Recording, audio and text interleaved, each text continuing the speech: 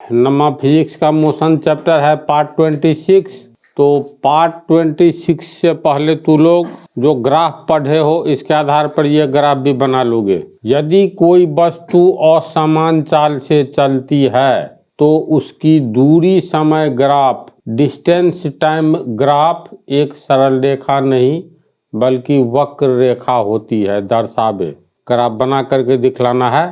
तो graph paper पर तुम लोग को अंत में जो है ना सब बना करके हमको दिखलाओगे। हम बोर्ड पर बनाते हुए चलते हैं।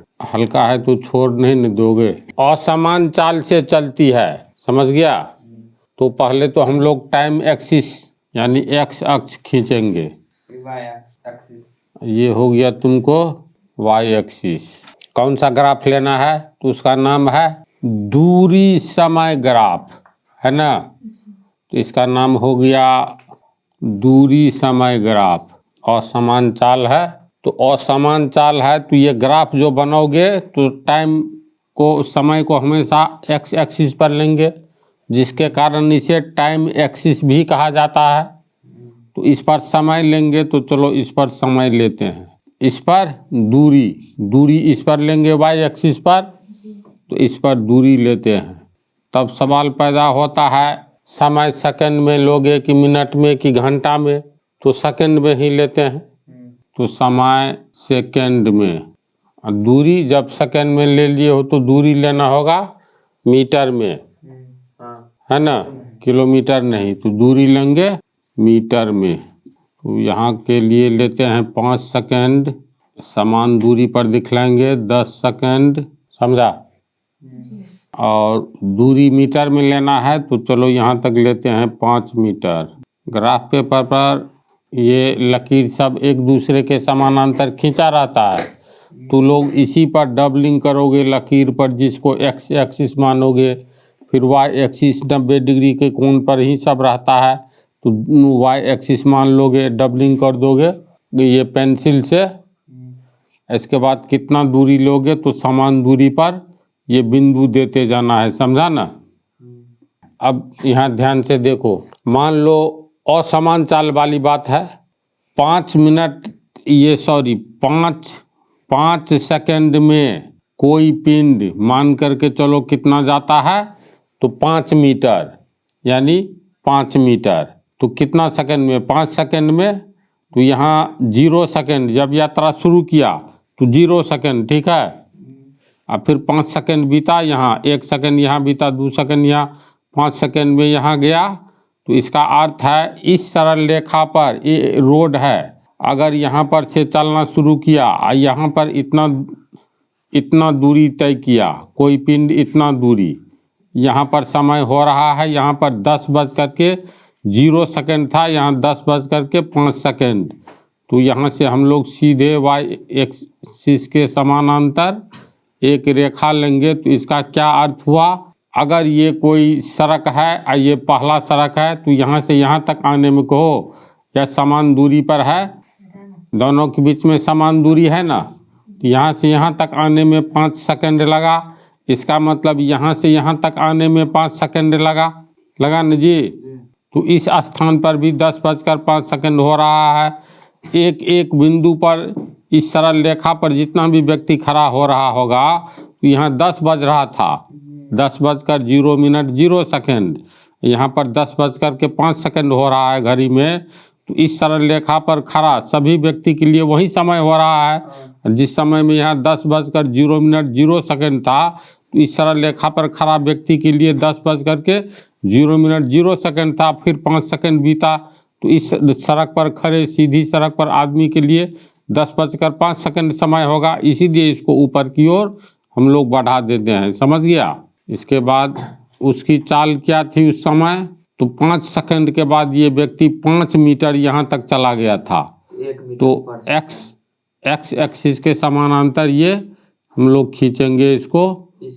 तो अब एक्स एक्सिस से यहाँ जाए तो पर भी कहेंगे 5 मीटर गया, यहाँ से यहाँ जाए तो पर भी कहेंगे 5 मीटर गया, यहाँ से यहाँ तक जाए तो पर भी कहेंगे 5 मीटर गया, क्योंकि दोनों एक दूसरे के समानांतर है और समानांतर रेखा के बीच की ऊंचाई दूरी समान होती है। तो इसका अर्थ है इस जगह पर भी 5 सेकंड हो रहा है और इस रेखा से ये रेखा का ये बिंदु कितना दूर है, तो 5 मीटर ये दूर है, तो 5 मीटर ये भी दूर है, अर्थात दोनों को हम लोग बढ़ाएंगे तो ये बिंदु A1 प्राप्त हुआ।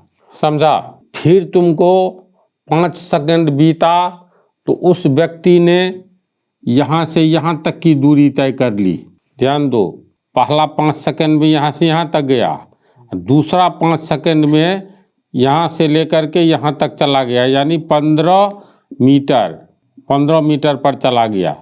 तो 15 मीटर पर गया तो इसका मतलब एक्स एक्सिस से, टाइम एक्सिस से एक समानांतर रेखा खींचेंगे तो इसके बीच की दूरी कितनी होगी, 15 मीटर होगी प्रत्येक जगह। और टाइम कितना लिया, यहाँ से यहाँ तक जाने में 10 मीटर चला गया अगले 5 सेकंड में, यानी 10वां सेकंड में। तो 10वां सेकंड में वाई एक्सिस के समानांतर एक रेखा खींचेंगे तो इस मार्ग पर सब जगह हो रहा होगा 10:10 हो रहा होगा ना प्रत्येक जगह। तो ये 15 मीटर दूरी वाली रेखा को आगे की ओर बढ़ाएंगे और ये समय को वाई एक्सिस के समानांतर तो एक दूसरे को यहाँ काटा, इससे पहले यहाँ काटा था, तो ये हो गया A2 मान लो इसको, इस कटान बिंदु को। समझ गया? A2 पर कोई व्यक्ति मान लो खड़ा है तो उसके लिए भी तो 10:10 हो रहा है और वह व्यक्ति भी तो ये 15 मीटर की दूरी पर है एक्स एक्सिस से। फिर अगले 10 से 15वें सेकंड में ये मात्र कहाँ गया, 15 से 20 मीटर की दूरी पर, यानी 15वां, हाँ 10 सेकंड, अब 10 सेकंड बीत गया, 10:10 यहाँ हो रहा है। इसके बाद 10:11, 12 सेकंड घड़ी की सेकंड वाली सुई 15 पर आ गई। इसका मतलब 10 सेकंड पर था, अब 15 सेकंड पर आ गया, तो 5 सेकंड बीता। तो इस दरमियान ये 5 सेकंड बीता, यानी इस सरल रेखा पर मार्ग पर प्रत्येक जगह वही 10:15 हो रहा है। बोलो तो हो रहा है ना? इसके बाद 10वें सेकंड से 15वें सेकंड में ये व्यक्ति 10वें सेकंड में कहाँ था, यहाँ पर था ना। 10 से 15, 10वें सेकंड में ये व्यक्ति कहाँ था, तो यहाँ पर। और 15वें सेकंड में कहाँ चला गया, 25, मात्र 20वां मीटर की दूरी पर गया यहाँ पर। तो इसको आगे की ओर बढ़ा दो, यहाँ पर काटा, ठीक है। तो इसी तरह कभी चाल बढ़ रहा है तो कभी घट रहा है, इसका अर्थ है असमान चाल है। हाँ, अब 1-2 बिंदु और लोगे ना, नहीं लग रहा है सीधा, पटरी बैठाओगे तो देखो, चलो 20वां सेकंड पर ये जो है पुनः इसमें ग्राफ है छोटा, समझा? इतना पर समझ रहे हो? एक सरल रेखा मान लो अब लेगा ये पुनः 5 ही ले या 15 ले, तो 15 लोगे तो 15 पर तुमको 20वां सेकंड में कहाँ पर जाएगा, ये दर्शाना होगा। यानी ये अभी भी देखो, ये एक सीधी सरल रेखा नहीं है, इसको जो मिलाओगे ना तो सीधी ऐसे भागेगा, थोड़ा टेढ़ा होना शुरू हो गया है, ये ऐसे जाएगा, ठीक है। फिर ऐसे जा सकता है, ऐसे भी जा सकता है, सीधी सरल रेखा यानी प्राप्त नहीं होगा। समझ रहे बात को?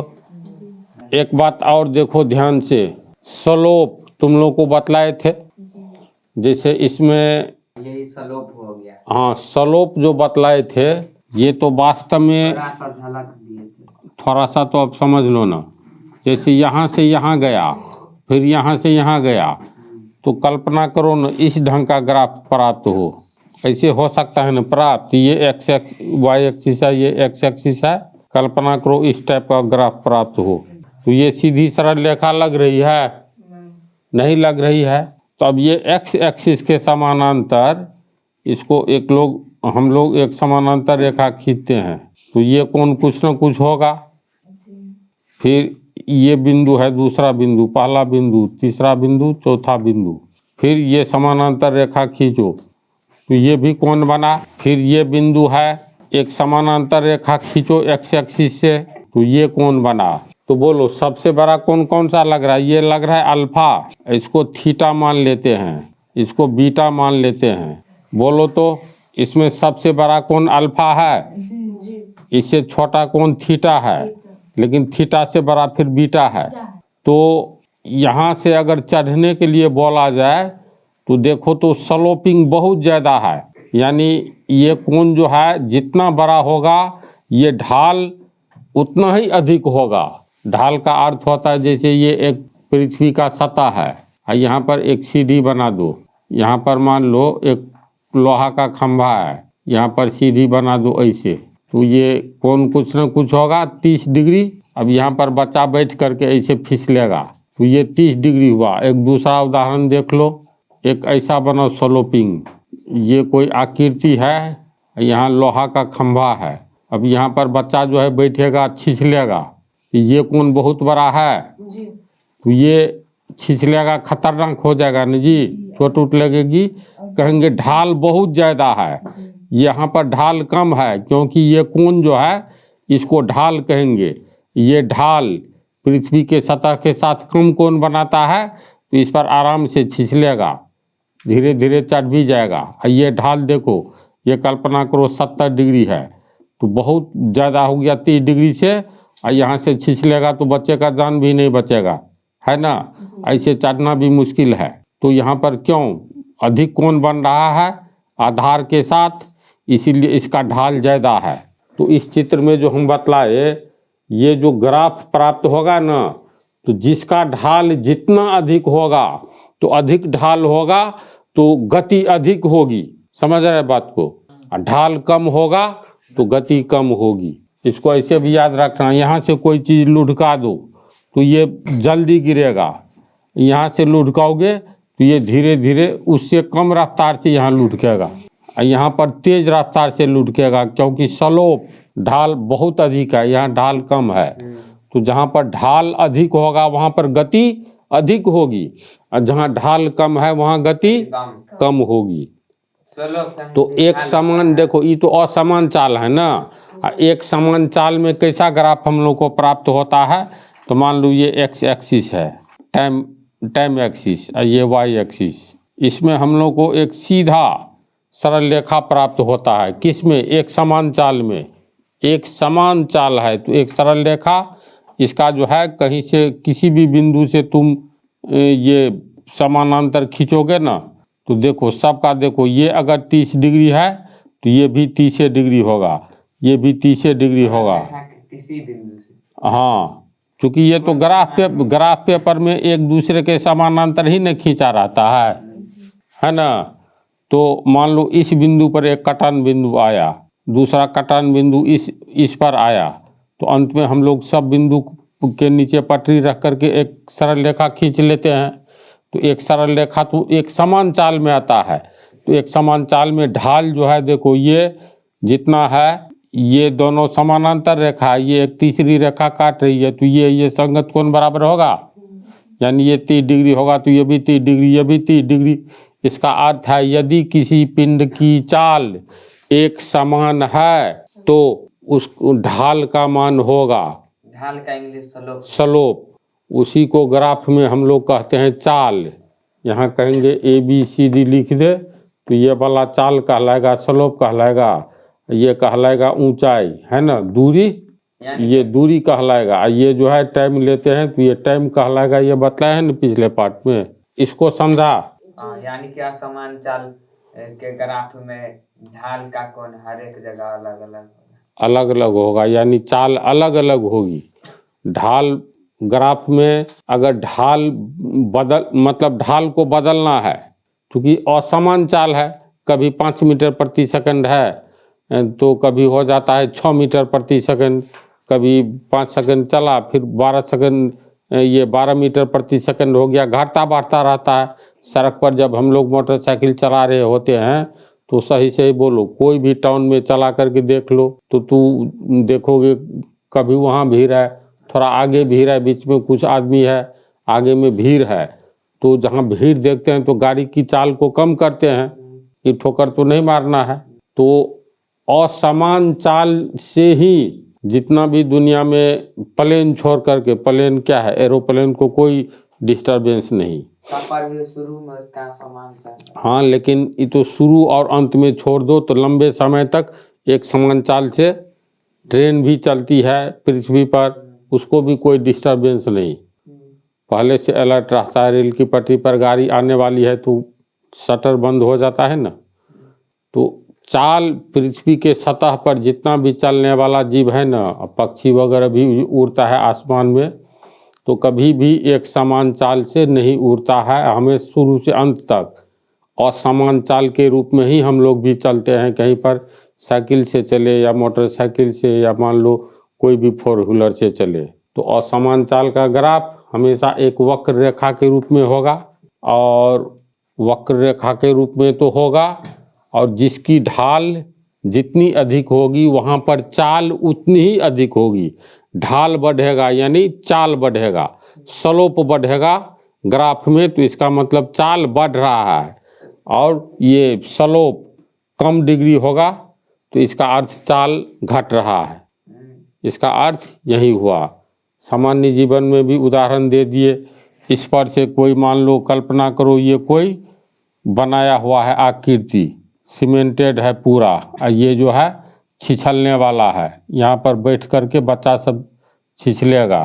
फिर एक तो पोजीशन ये देखो, अब इसको यहाँ बना दिया है तो यहाँ पर ये कोण बहुत बड़ा हो गया। किस कोण से? इस चित्र के इस कोण से। ये है अल्फा, तो ये इतना बढ़ गया तो ये देखो ढाल बढ़ गया, ढाल बहुत है इस ढाल की तुलना में।